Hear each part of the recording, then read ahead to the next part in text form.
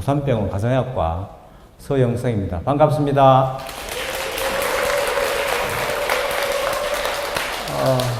제가 뭐 보이그룹도 아닌데 이렇게 환영해 주셔서 감사드립니다.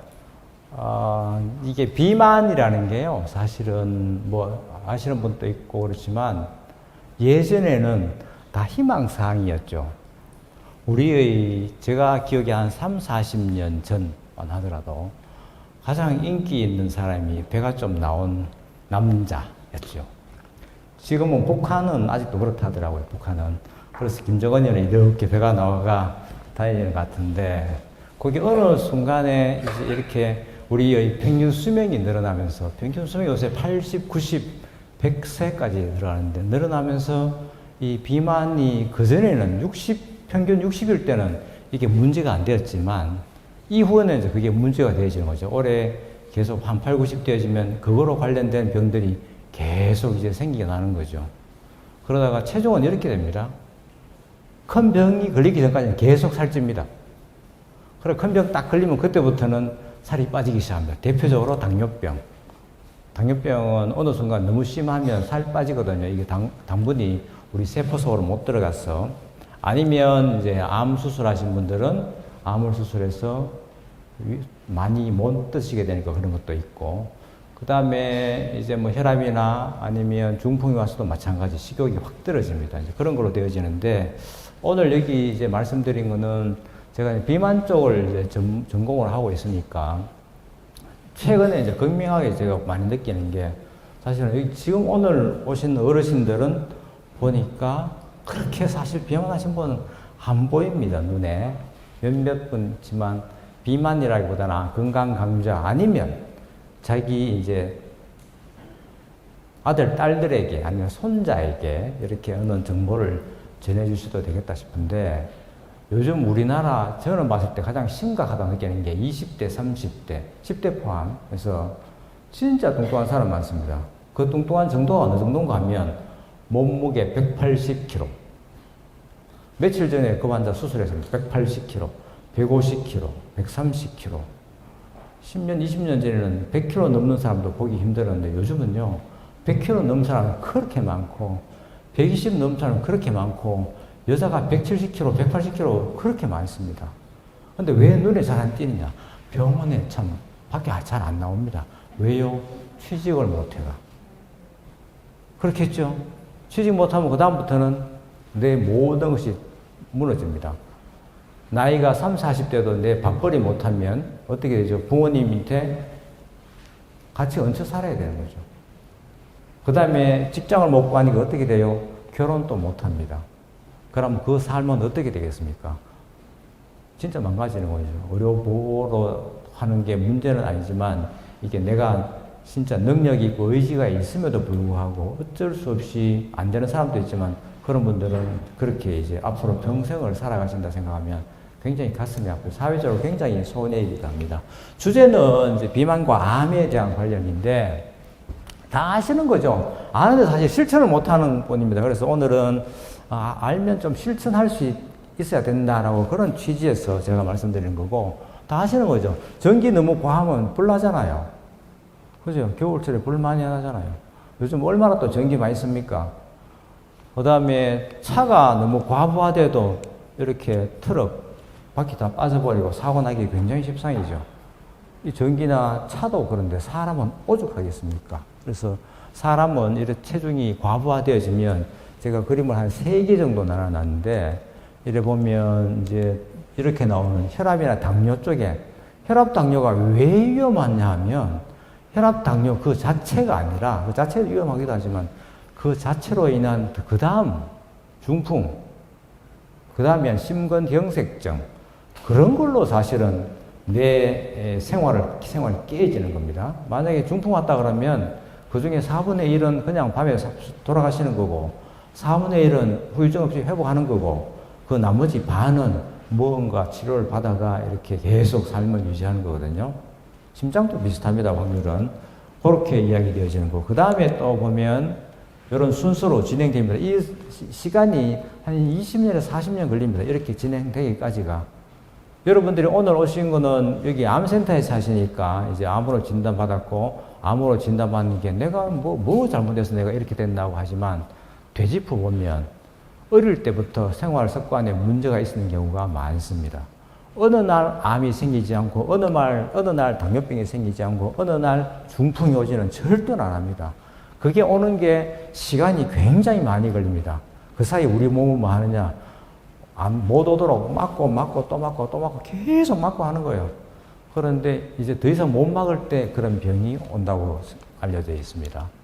그 다음에는 보면 여기 보면 유방암, 제일 위에 사진이 좀 흐릿한데 유방암, 그 다음에 대장암, 비만과 관련 가장 대표적인 여성암은 유방암입니다. 그 다음은 자궁내막암, 남자분들은 이런 대장암, 아니면 쓸개암, 췌장암, 전립선암, 결국 따지면 이게 13가지 암이 비만과 관련된다. 예전에는 이런 게 상상도 못했죠. 그냥 뭐 담배 많이 피워서 그랬구나, 술 많이 마셔서 그랬겠구나, B형 간염이어서 그렇겠다, 아니면 자궁 유두인종 바이러스 때문에 그렇겠다, 뭐 이렇게 생각했는데 요새 쭉 연구 보니까 그런 거는 백신을 하고 뭐하고 사람들이 연구를 워낙 많이 해서 점점 없어가는데, 이제는 비만과 관련된 암이 점점 부각되어집니다. 사실 병원도 말하면 그게 다 예방되어 보면 병원은 의료인은 뭐 먹고 살지요? 근데 이제 이렇게 되어지는 거 있고요. 그 다음에 또 뭐가 있냐면 간이 망가집니다. 여러분들이 살찌 뭐 그냥 지방간 오고 말겠거니 생각하잖아요. 그게 절대로 그렇지 않습니다. 지금 저희들이 수술하기 전에 검사를 다 해보면 20대, 30대 벌써 간이 저기 간 섬유화 시작되어서 간 경화 쪽으로 가는 사람들도 꽤 많이 있습니다. 근데 간 섬유화가, 간 경화가 되어지면 그 다음 단계는 뭡니까? 간암입니다. 꼭 간암이 내가 술을 많이 마셔서 아니면 뭐 간염 보균자라서 그런 거 요즘 제가 앞에서 말할 때 점점 줄어드는데 지금은 살쪄서 생기는 확률이 많아집니다. 요런 게 이제 결국은 이런 걸 예방하기 위해서 살을 빼야 된다. 그 전에 그럼 뭐 하느냐? 그전에는 내가 젊을 때, 지금 젊을 때는 20대, 30대 같으면 내가 건강해야 돈을 벌기 때문에 직장을 다니고 사업을 할 수 있기 때문에 그래 돼야 가정을 이룰 수 있기 때문에 하는 겁니다. 자, 그래서 여기 49세 여자인데 한번 사례 볼게요. 이번 읽어봅니다. 2017년도 거의 한 8년 전에 우리 병원에서 유방암 수술은 2016년에 거의 10년 됐죠. 수술했고 수술하고 한 1년 후에 이제 살 좀 빼주세요라고 왔죠. 그때 보면 115kg 이렇게 됩니다. 체질량도 46.4니까 그 당시에 이 정도면 굉장히 이제 비만하신 분이고 유방암 수술했고 그때 왔을 때 습관 물어보고 어때요? 술을 주 2회, 소주 한두 병 이렇게 드시고 술 드시는 분들 주 1회 소주 한두 병 드시는 분 흔하게 있습니다. 특히 체중이 과하면 술이 잘 안 취합니다. 술 2병, 3병 우습게 마십니다.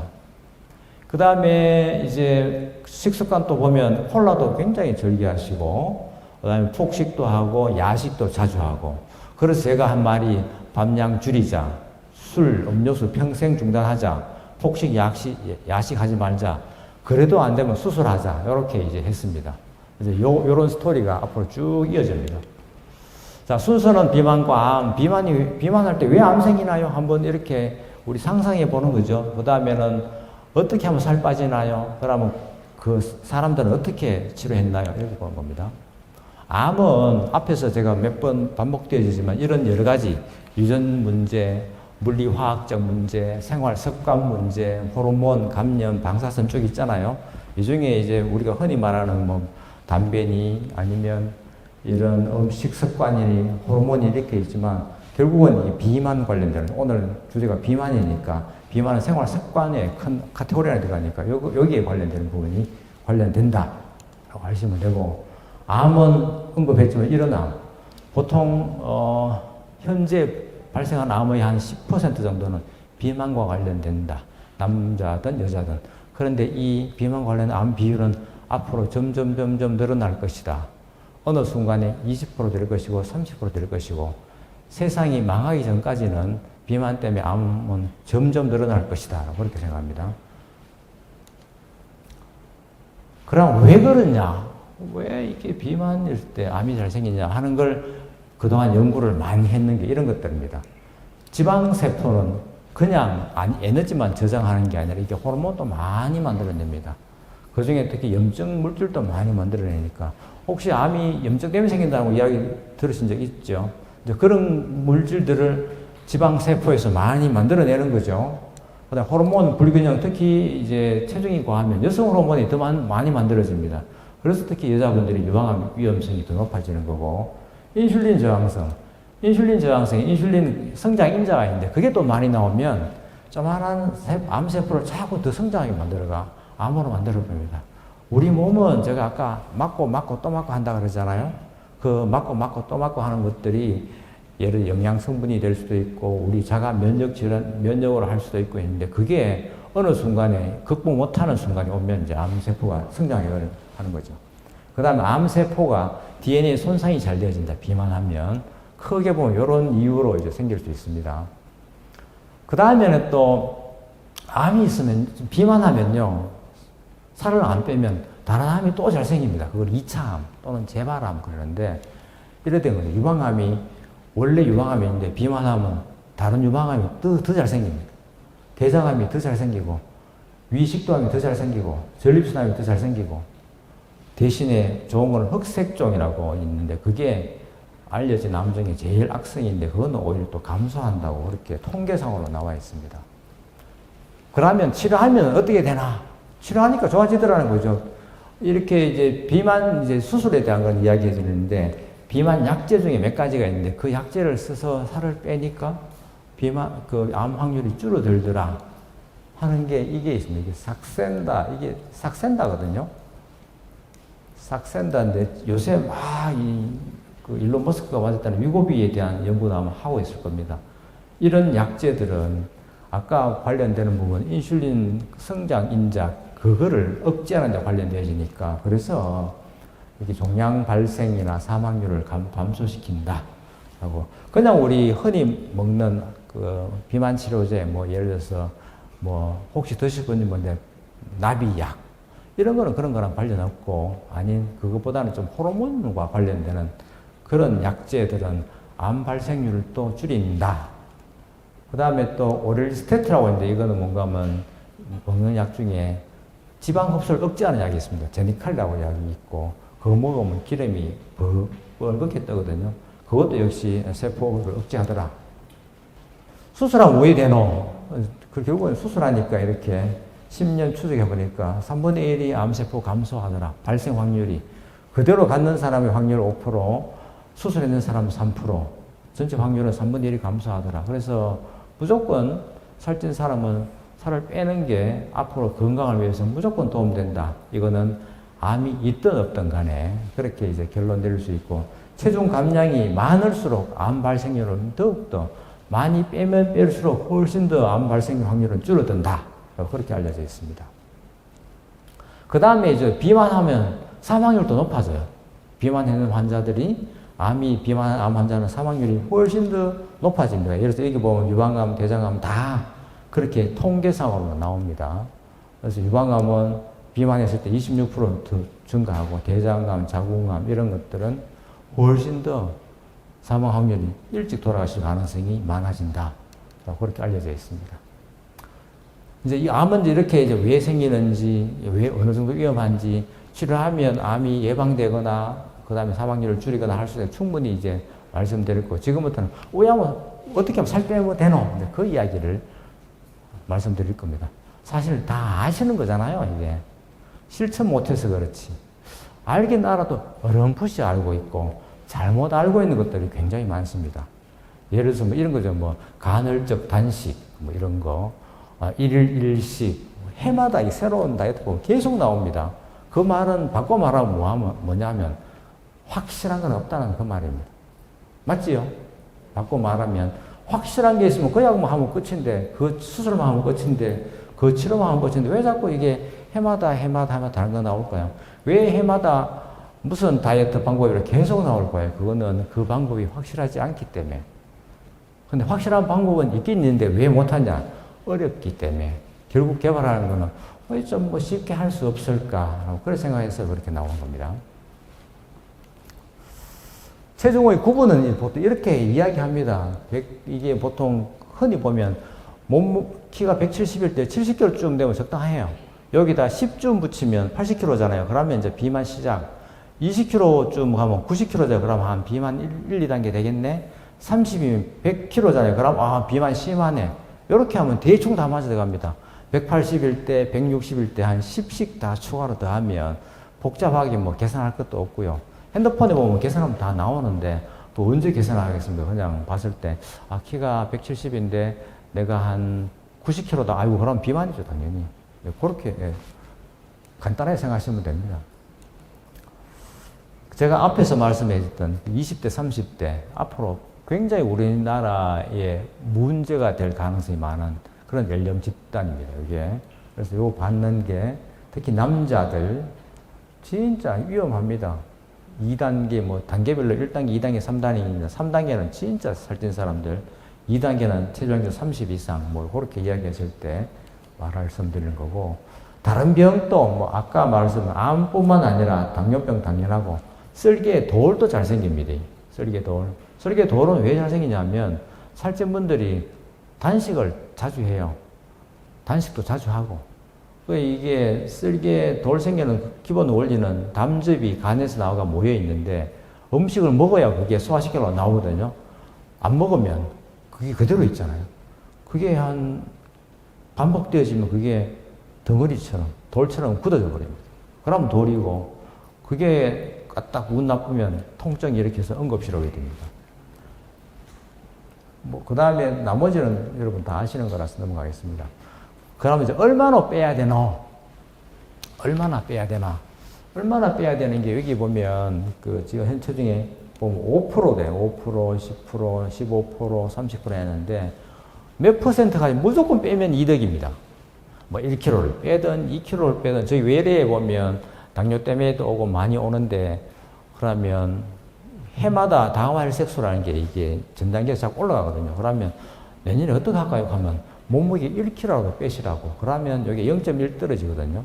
그런 식으로 무조건 빼는데 그나마 그래도 피검사에서 지속적으로 좋아지려고 하면 최소한 3%. 3%도 복잡하면 그냥 3kg. 이렇게 기억하시면 됩니다. 한 3kg만 빼도 우리 몸은 훨씬 좋아집니다. 혈당도 좋아지고 혈압도 좋아지고 콜레스테롤도 잘 떨어지고요. 3kg 빼면 허리둘레 1인치 줄어들거든요. 1인치 줄어들면 배도 좀 많이 들어갑니다. 조금 나온 분들. 그래서 뭐 크게 너무 막 이 거대한 목표 할 거 없고 내가 한 3kg만 빼자. 그것만 해도 약 한 알 정도는 줄일 수가 있습니다. 지금 드시는 약 중에 혹시나 드신다면. 그 다음에 이제 그 다음 단계 뭐 예를 들어서 나는 완전히 약을 더 많이 줄이고 싶다 그러면 몸무게 더 빼는 거죠. 좀 3kg 빼고 5kg 빼고 10kg 빼고 이렇게 하는 건데 10kg 빼기 진짜 어렵습니다. 10kg.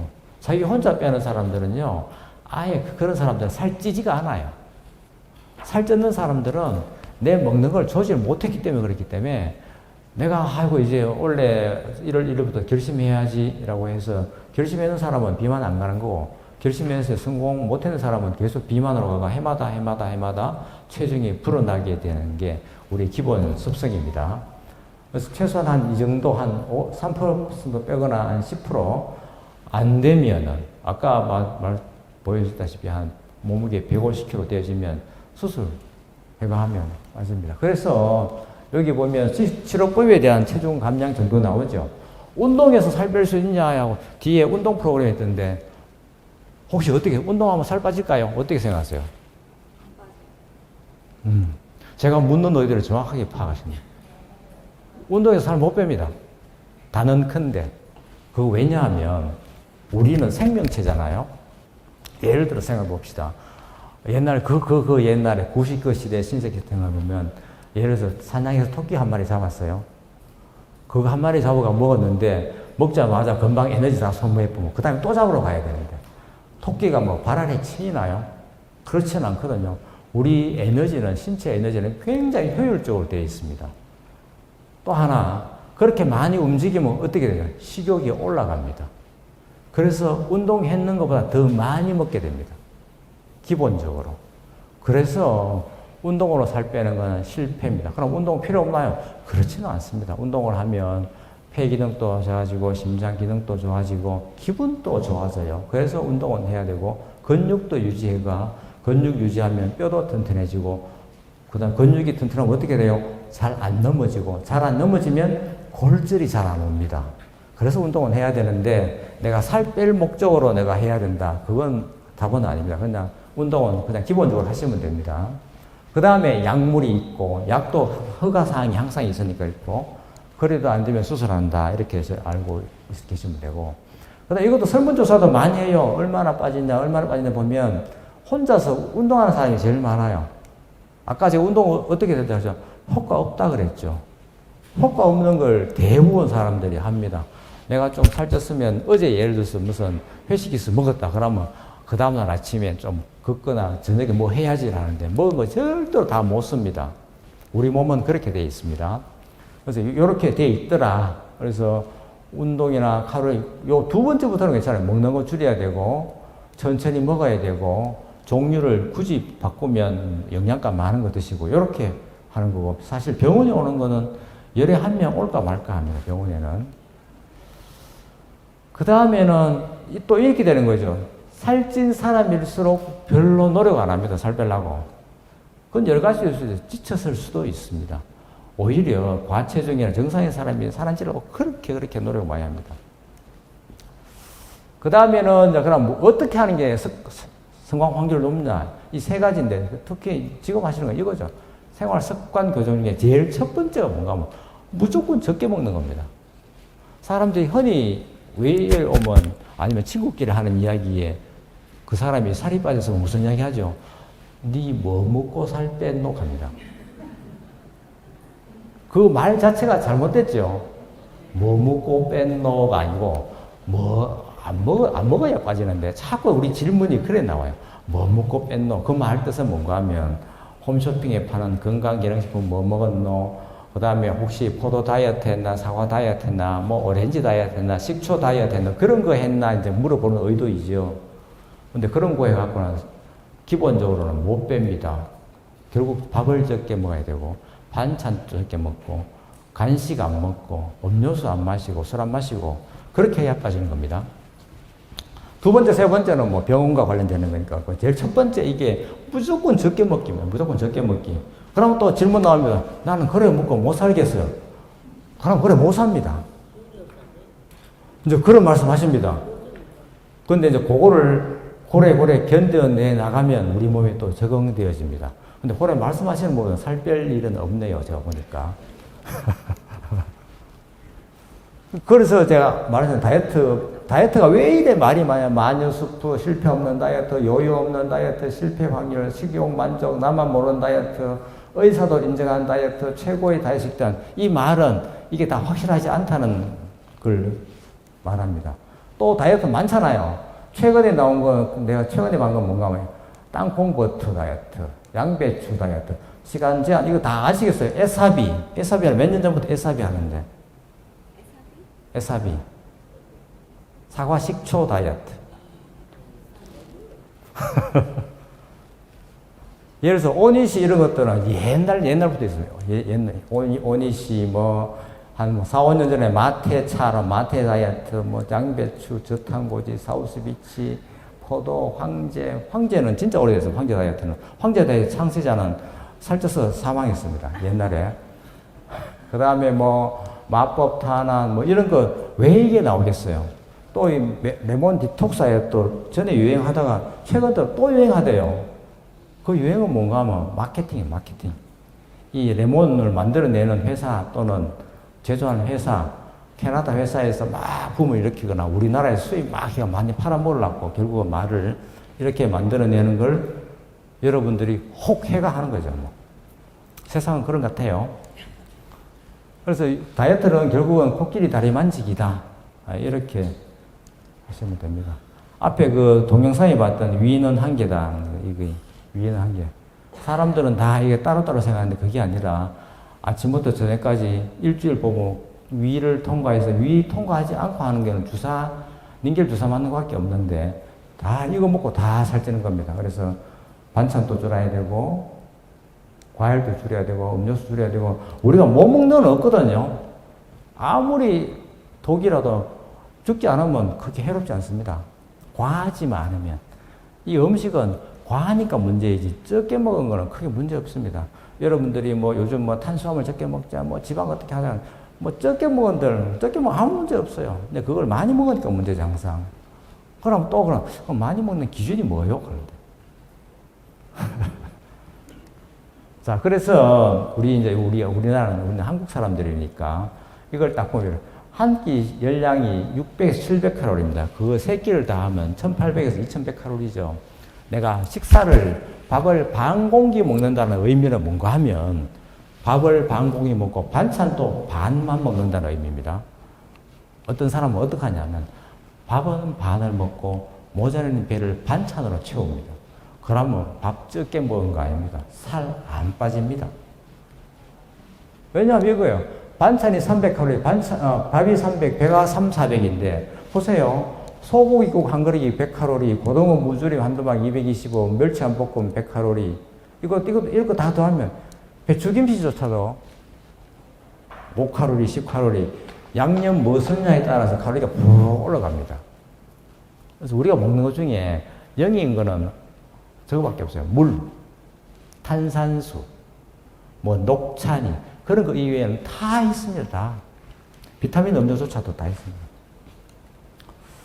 그래서 제가 항상 드릴 말씀이 모든 간식 중단하자. 과일은 200g 이하, 200g 이하가 사과 반 개입니다. 아니면 요새 나온 참외 작은 거 한 개, 그거 하루 종일 먹는 거, 그걸 이야기합니다. 그 다음에 밥 2끼를 3끼로 나눠서 먹거나, 이런 거 단백질 반찬도 적게. 여기 그냥 기본. 이거 살찐 사람 이야기입니다. 살 안 찐 분들은 굳이 이렇게 할 거 없습니다. 살찐 분들. 그래서 쉽게 우리 또 계산도 해줍니다. 몸무게 1kg 빼려고 하면 도대체 얼마나 적게 먹어야 살이 빠지나 하는 게 1kg가 칼로리라고 한 사람은 7,000칼로리.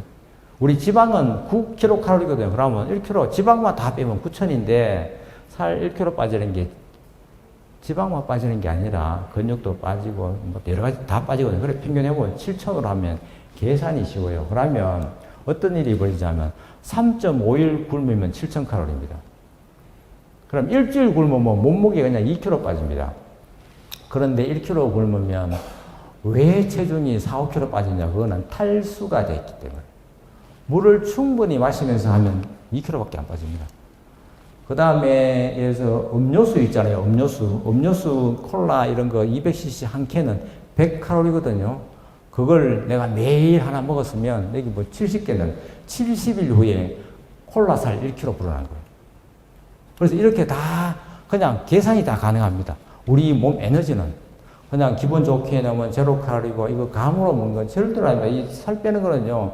순수하게 산소입니다. 산소 1-1은 2고 2-1은 1이고 산소로 다 하는 겁니다. 산소로. 근데 그 산소 계산이 쉽지가 않아서 여러분들이 그냥 뭐 탄수화물은 피한다, 뭐 한다 하는데 우리가 먹는 음식 중에 대부분은 탄수화물입니다. 채소도 탄수화물이고 빵도 탄수화물이고 국수도 탄수화물이고 과일도 탄수화물이고 고기 아닌 거는 다 탄수화물입니다. 그런데 탄수화물을 피한다면서 뭐 먹냐면 과일을 먹고 채소를 먹는데 그것도 다 탄수화물. 그죠? 그 다음에 걷는 것도 좋아하시는데 걷는 것도 보면 의하냐면 35시간 걸어야 몸무게 1kg 빠집니다. 원래 계산은 그렇게 됩니다. 소주 16도 먹으면 17병. 소주. 내가 매일 소주 아까 분 나왔잖아요. 소주 일주일에 한 4병 마시면 그럼 4, 16. 그럼 한 달에 술살 1kg예요. 계산해보면. 이런 식으로 계산이 다 가능합니다. 계산이. 거의 정확합니다. 이거는. 그 다음에 약도 있습니다. 약은 요 5kg 기준으로 해서 5kg 이상이 되면 약이고 5kg 미만 되면 건강기능식품입니다.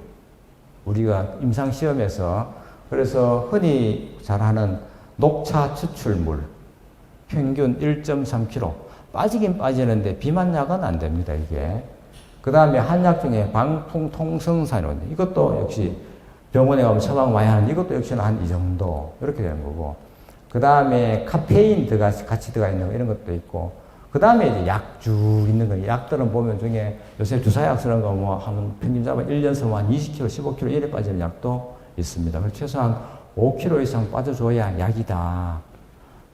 그 홈쇼핑에서 파는 거는 약이 아니고 건강기능식품이고 누구더라 살렌트 선전하는 거죠. 비엔날신 또 많이 들어보셔서 이거 살 얼마나 빠져요 하는데 그 기준이 그렇습니다. 5kg 미만이면 그런 데 선전합니다. 방송에 선전하고 아마도 1.5kg 미만 빠질 겁니다. 열심히 했을 때. 그래서 이 약과 건강기능식품은 차이가 있다. 그래 하시면 되고. 그 다음에는 수술이라는 게 있습니다. 수술은 여러분하고 별로 해당은 안 되지만 수술은 한 30kg 이상 빼야 될 때는 반드시 수술하는 게 훨씬 비용 효과적입니다.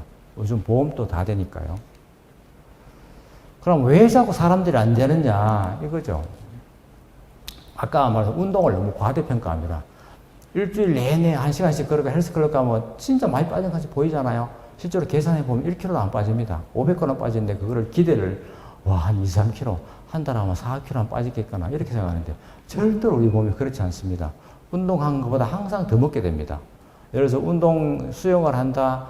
살 제일 안 빠지는 운동 뭔지 아세요? 수영입니다. 수영.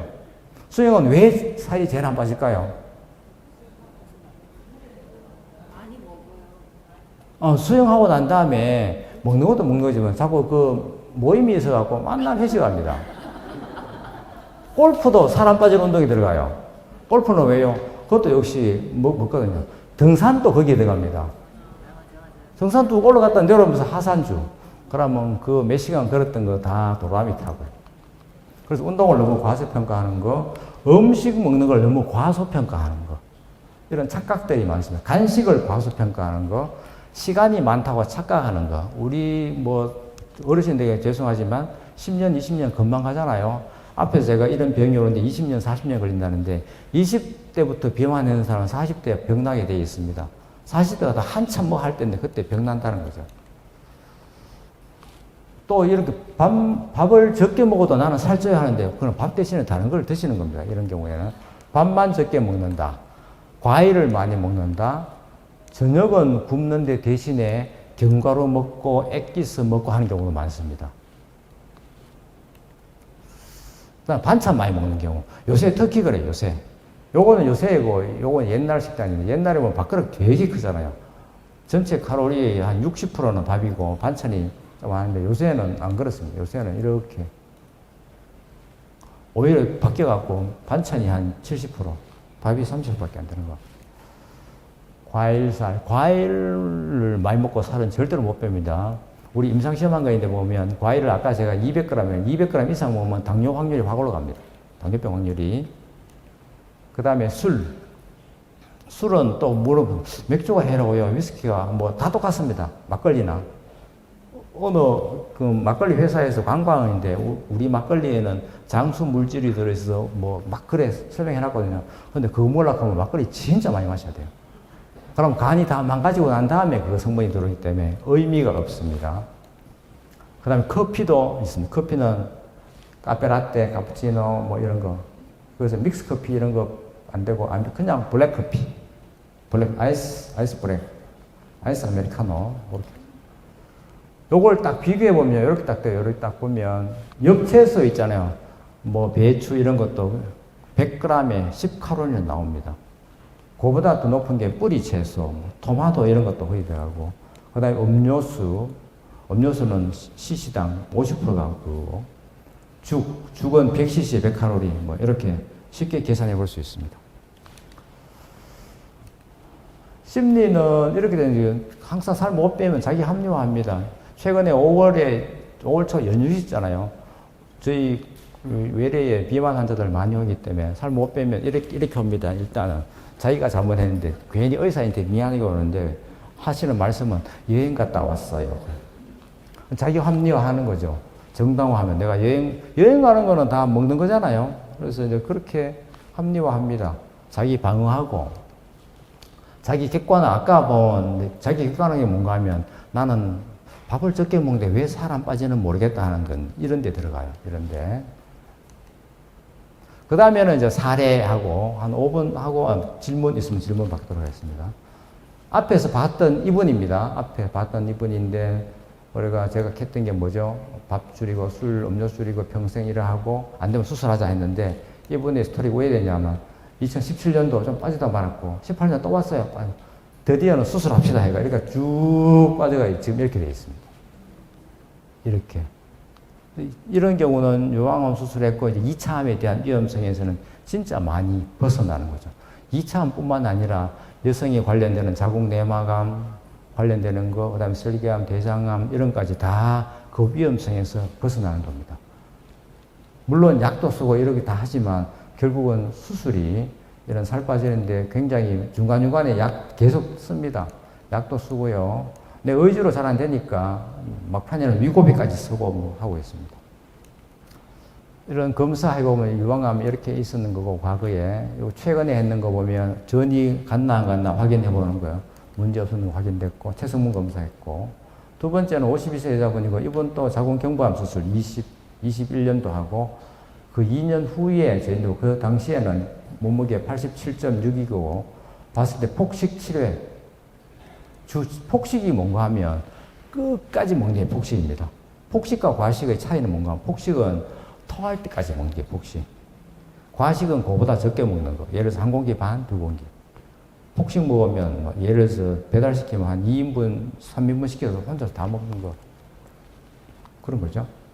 그러니까 제가 했던 말은 이렇게 밥반 반찬 폭식 중단 식욕 억제제 사용. 그러니까 잘 따라왔습니다. 쭉 따라오고 매일 식욕 억제제 하고 뭐 해가 그래도 이분이 87에서 지금 76이니까 막 빠졌다가 다시 풀어나는 정도. 그래서 이분 또 더 안 풀어나면 사실 성공했다 봅니다. 세 번째 환자분은 이거는 이제 보면 41세 유방암 수술했고 2020년 우측 유방암 체중이 33.1 같으면 아까 그 계산법에는 30kg 과한 거죠. 예를 들어서 166이니까 96kg 9자 달면 BMI 그래 되는 거고 이분도 보면 결국 내가 뭐 커피는 블랙커피만 그 다음에 과식, 야식, 간식, 과일 줄이기 뭐 한 번에 귤 5개 뭐 이렇게 되시니까 간식 먹고 크림 커피 한잔 하고 이렇게 과식 하시니까 이걸 다 중단하자 그래 하는 거죠.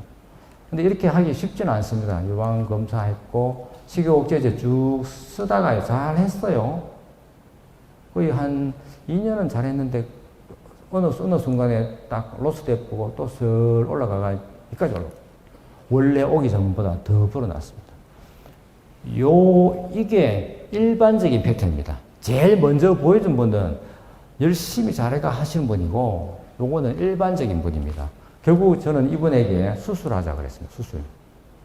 수술 권고. 그러니까 4월 달에 그랬으니까 5월 달에나 6월 달에 오시면 수술합시다라고 이렇게 해가 아마 이분은 수술해야 궁극적으로 내가 암의 공포에서 벗어날 수 있을 것 같습니다. 그래서 뭔가 하면 성공적인 체중 감량은 이겁니다. 무조건 적게 먹기. 나쁜 생활 습관, 뭐 간식 먹고 뭐 하고 저녁에 야식 먹고 술 먹고 이런 생활 습관 교정하는 거 안 되면 병원에 와서 그 전문가 이야기 한번 들어보기. 병원에 오는 게 다 돈 들어가잖아요, 이게. 저 만나러 가면 돈 많이 들어갑니다. 그래서 한마디 들으면서 내가, 깨칠 수 있는 거죠. 이게 안 되겠구나, 잘못되겠구나. 그렇게 알 수 있는 겁니다. 그래서 제가 이게 알고 나면 생각이 바뀌어야 되거든요. 알고 나면. 제일 먼저 생각을 바꿔야 됩니다. 그 다음에는 행동이 바뀌어야 되고, 그 다음에는 성격 바뀌고, 그 다음에 운명이 바뀌면 최종적으로. 맞죠? 이게 원래 미국 철학자 이야기했는데, 제가 앞에 요거는 제 생각을 끼워 넣어가 제 이름으로 붙여놨습니다. 체중을 줄이면 자신의 운명도 바꿀 수 있다. 운명이 뭐니까 죽고 사는 문제를 바꿀 수 있다. 그만큼 체중이 생활 습관 바꾸는 게 그만큼 중요하다라는 걸 강조합니다. 좋은 강의 해주신 교수님께 큰 박수 부탁드립니다.